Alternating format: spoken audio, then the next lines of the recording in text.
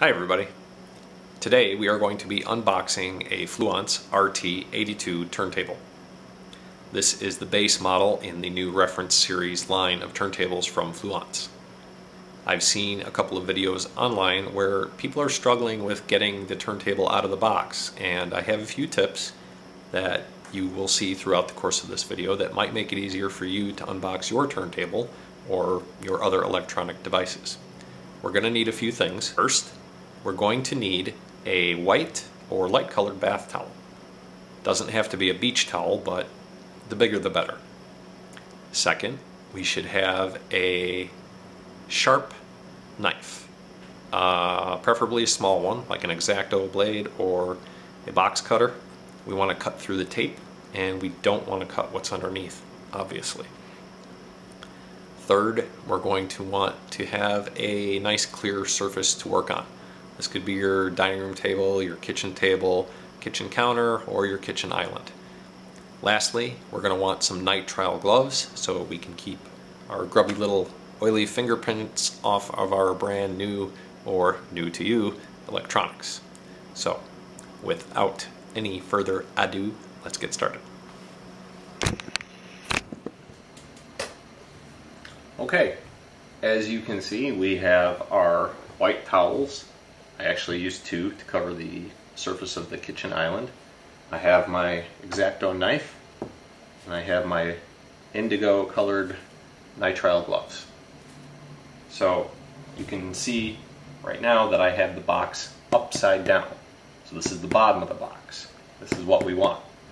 So the first thing we need to do is put on our gloves.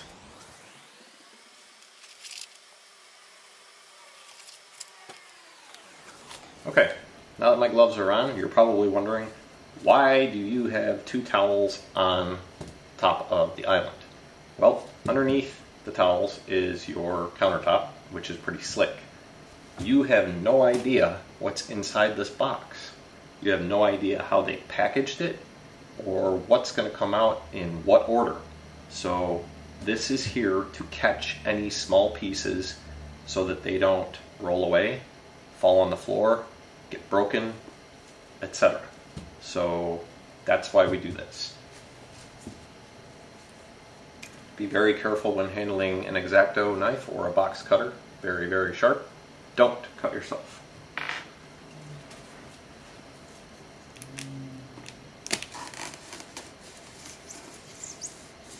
And I'm running the blade just barely along the bottom. So I don't want to cut anything that's in here. Now, there's not a whole heck of a lot of tape, which is a good thing for me to unbox.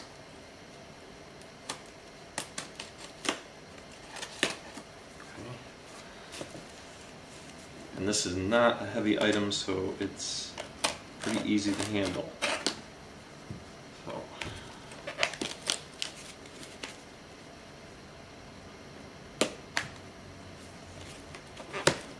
Okay, so now the box is open. Slide back the retractor on your box cutter and make sure that the blade is not out any longer, or put the cap on your X-Acto knife. Don't cut yourself. That would make it for a very bad day. So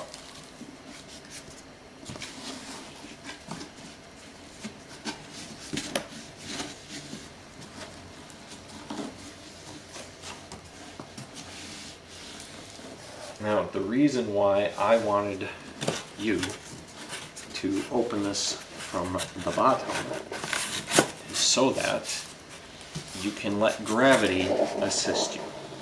Now, this box is being a little bit tough. I'm going to bend the flaps back as best we can.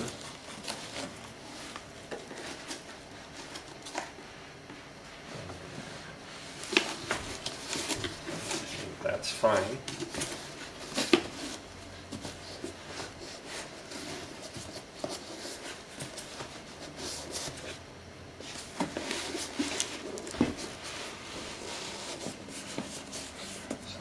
Now you can see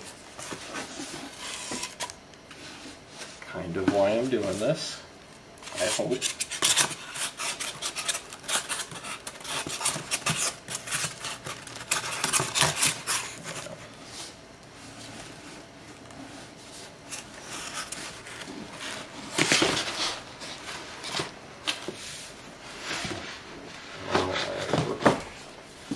Hand out, and now I'm just going to let gravity do the work for me.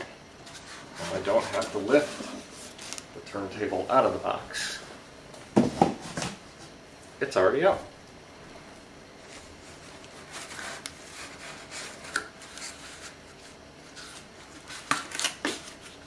And here we have the turntable mat. Looks like it's just fixed to a piece of cardboard to keep it flat. Put that right over there. Don't have to worry about that falling down or getting damaged. On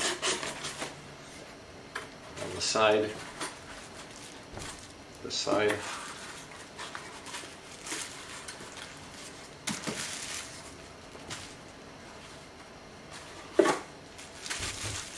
looks like it is the interconnect RCA cables, analog cables, along with 2 ground wires, as well as the power supply. So, put that right there. This is the turntable lid. Now I am not going to take this lovely little protective stuff off yet, because I'm not ready to handle the turntable lid yet. I'm not ready to put it together. So let's keep it protected for as long as we can, because these things scratch very easily. And I know you really don't want your brand new turntable lid to be all scratched up. I know I don't. Now here is the manual, and I know from watching other unboxings that they include a nice pair of white gloves. So this is cool. Not all electronics you buy are going to have white gloves, which is why we use these guys. So I don't need to take these out right now, so I won't. And that's not going to scratch anything. So I can see the turntable now, and I can see that there is stuff on both sides.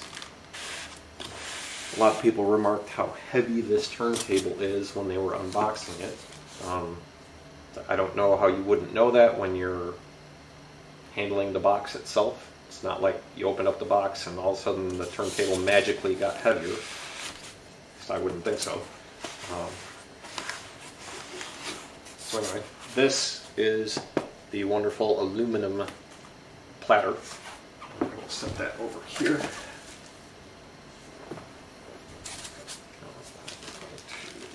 Just get the towel back underneath. And I'm going to gently work off one side, which again, here's the head shell with the Ortofon OM10 cartridge mounted, aligned, ready to go. I will double check that though. Hinge and counterweight.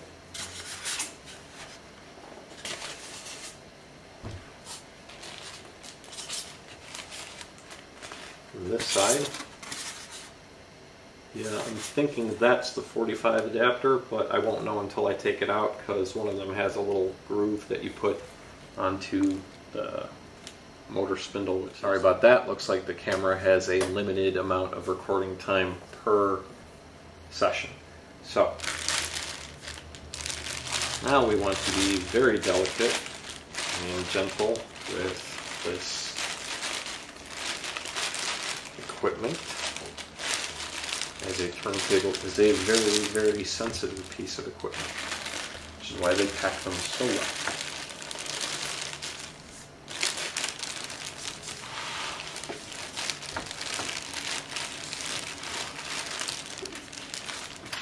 Silica salt pack, which I don't need. Okay, so right now I can see the main spindle sticking up here. I can see the tone arm here.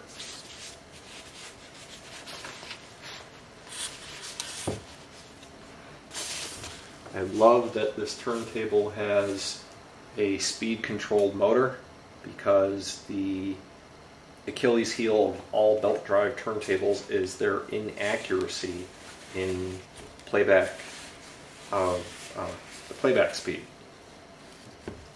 My previous turntable was a Technics direct drive quartz lock, so I never had that problem.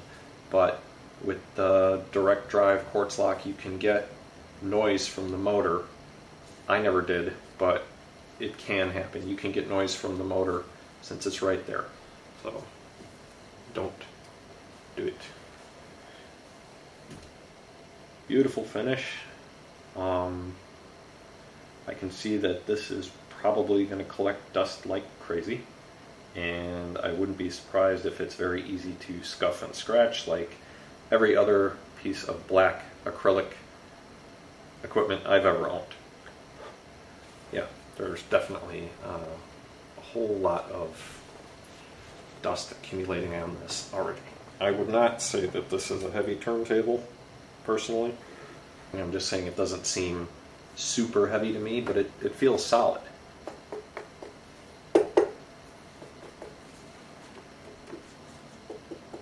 Yeah. I know that the feet are also kind of springy to help absorb vibrations. So this is the unboxing, and I think the first thing that they tell you to do is to install the turntable platter. And I'm not just pulling this out of thin air. I went to the Fluance website and watched the setup video, and that was the first thing they say to do. So again, take your trusty X-Acto knife or box cutter and get access to the platter. But again, be very careful, please. Don't cut yourself. Like I said, you want to try and unbox everything over your towels so you don't lose anything. I don't see anything in there. Good. On the ground. Platter looks very, very similar to the one on my Technics turntable, except you have the belt already mounted onto the platter. It's pretty cool. So we're going to take it down. That's it. I like that this is a basic turntable and that I can upgrade from it if I choose to do so. The Ortofon OM10 is a base model cartridge. It's the first Ortofon cartridge I've ever owned. I do have some others that I can upgrade to later, but I'm definitely going to try the Ortofon OM10 first to see what it's like. And, you know, if it's cool, then I won't need to replace it.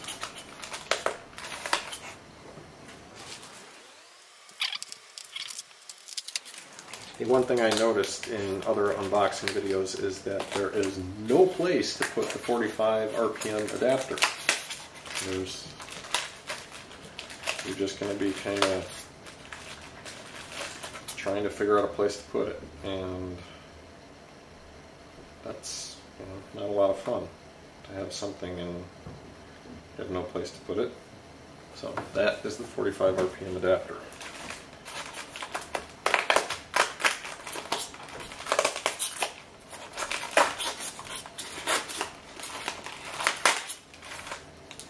The next thing the manufacturer recommends doing is to put the belt on the spindle, or to put the spindle cover on there. Since I haven't found the spindle cover yet, I can't do that next step yet. Double check. Nope, not in there.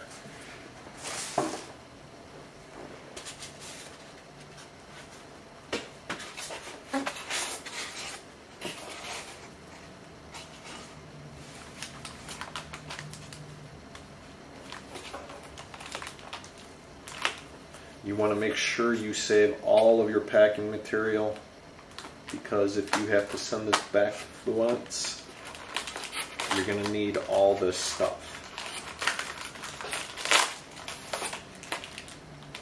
So even making your own video so you know where things go and where they came from, in case you have to ship it back for any reason, is a good idea.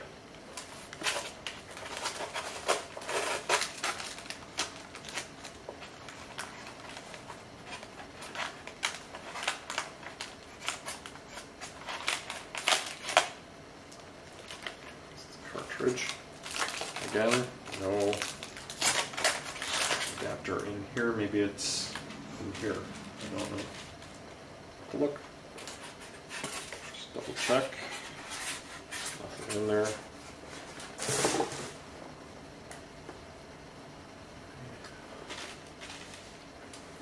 Maybe in here. Yes, possibly. Let's see. Gotta be somewhere. And there it is. So you can tell the difference between the two because the spindle cover on the bottom of it has a silver circle with an arrow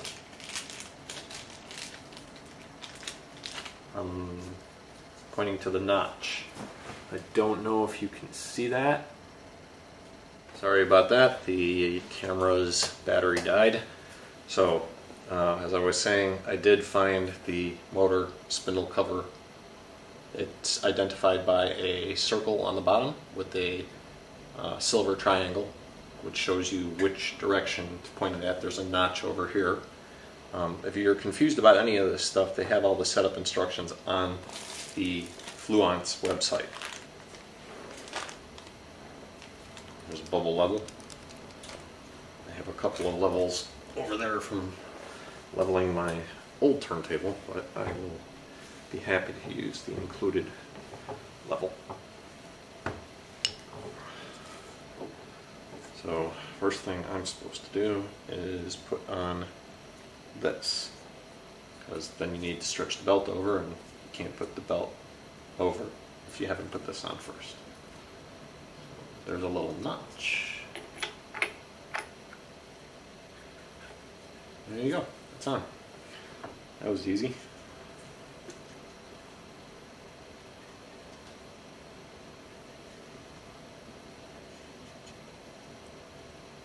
Stretch the belt. And they say to spin it a few times to make sure that the belt is straight. And it did wobble a bit, up and down, up and down. Now it's straight. Cool. That wasn't a fart, that was air in the glove.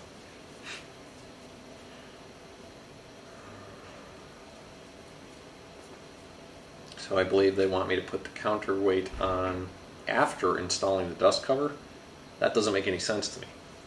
This is all open. You should put on the counterweight now and do the dust cover later. Like, the dust cover should probably be one of the last things you put on. It just gets in the way. So the counterweight, you can tell what it is. It's pretty heavy. They say to push it on, numbers facing the front of the tone arm. I'm going to put the cap on the X-Acto knife unless I need it again. I don't want to cut myself. Almost did.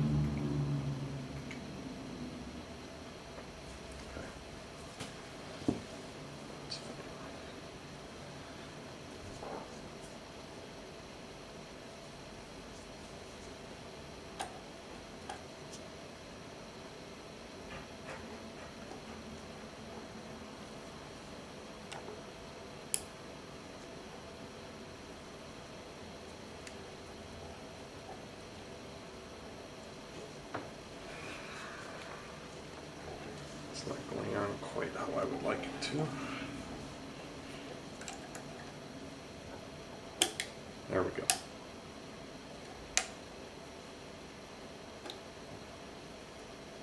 There. I can see it advancing and retracting. Good stuff. Okay.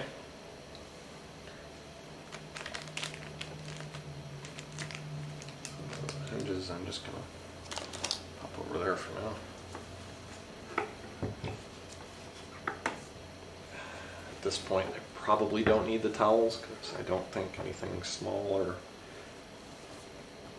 little or unknown is going to fall out.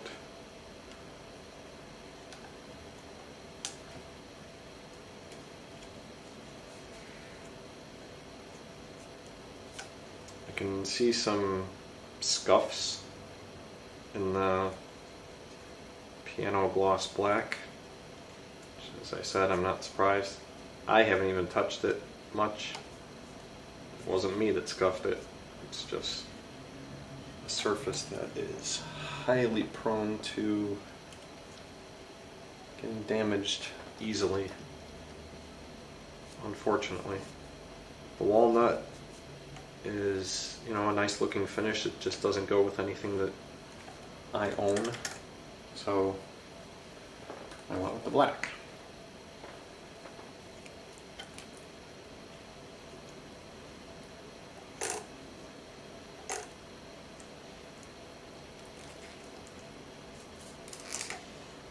You have this nice little thing so it doesn't scratch the tone arm, which is cute because I'm not going to leave it on there when I'm using the turntable.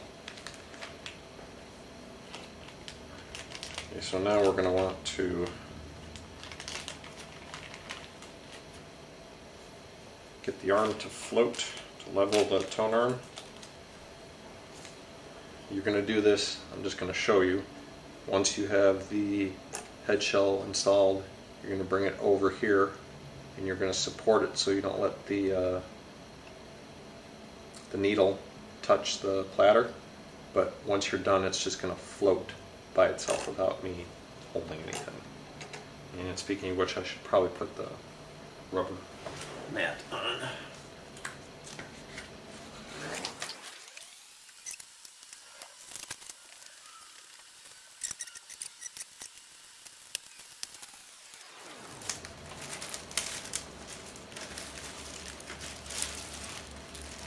You want to mount the mat with the word Fluance facing up.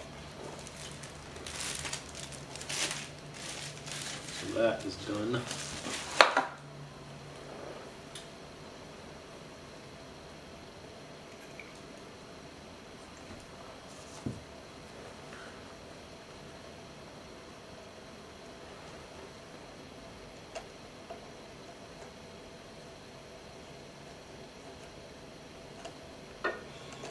Sorry guys, you probably can't see what I'm doing. I'm just screwing the piece on. So I know I'm supposed to take off the stylus cover.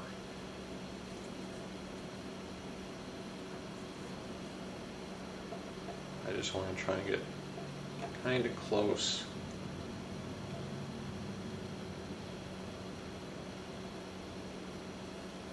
So that's with the stylus cover on.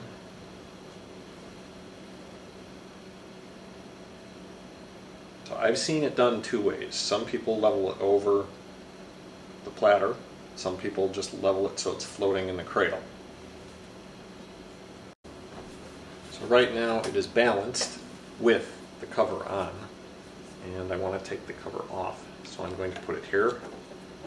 I'm going to lock it. I'm going to remove the cover. Just slide it straight out. And I'm going to put it not too far away because I want to put it back on once I'm done leveling this. So release it again.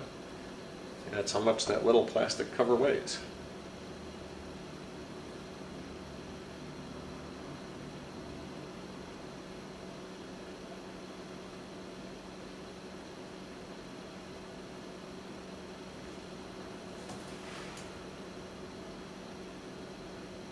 And she is floating.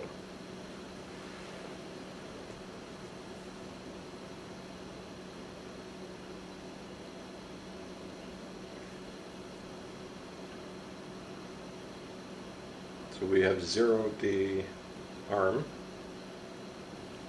Looks good. Double check that it's parallel, and it is. Okay, that's great. So, I'm going to return it here. Now, you want to set this number to 0 to go along with your zeroed tone arm, but it's just the first set of numbers. Sorry guys, it's just a little hard for me to see. Okay, so I'm at 0. The tracking force for this cartridge is 1.5. So I'm turning that, and it says 1.5 exactly on here. Now I do have a digital stylus force gauge, so I'll double check this before I play anything. In fact, I will probably have to go get that in a minute. After you've got that set, then you want to set your anti-skate to the same value, which would be 1.5. And if you have to rebalance it, you want to reset this to 0 and then, you know, readjust it.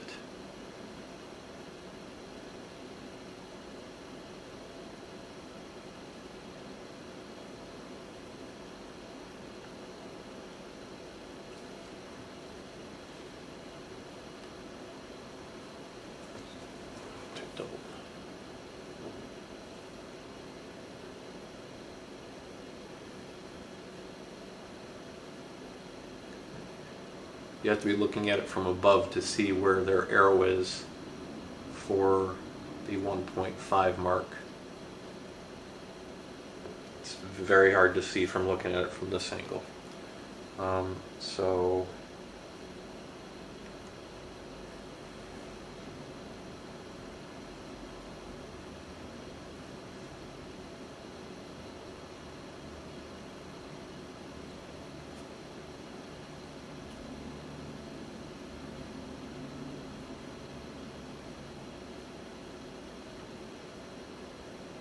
seems like it's okay.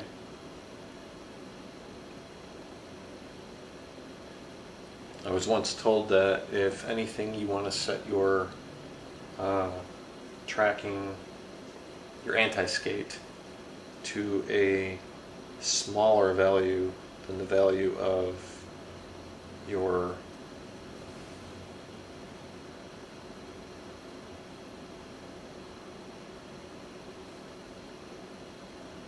weight, counterweight, because you can do damage to records if you have too much tracking force. Okay, so the cover's back on, this is locked, this is down, that's set. I'm going to have to level the turntable on my audio rack and plug in the RCA cables and get the dust cover on, but that's it for this part of unboxing and I guess for the most part the basic setup of the turntable. You're definitely going to want to level it on your surface. Leveling it here isn't going to do you any good. You want to make sure you're leveling it on your audio rack or wherever it's going to be, because if your audio rack isn't level, leveling it here isn't going to do you any good to level it over there. So I hope this helped, and I hope you will be able to put the tips into practice to make it easier to unbox your electronics in the future. It's always made it easier for me. So thanks for watching. Have a great day.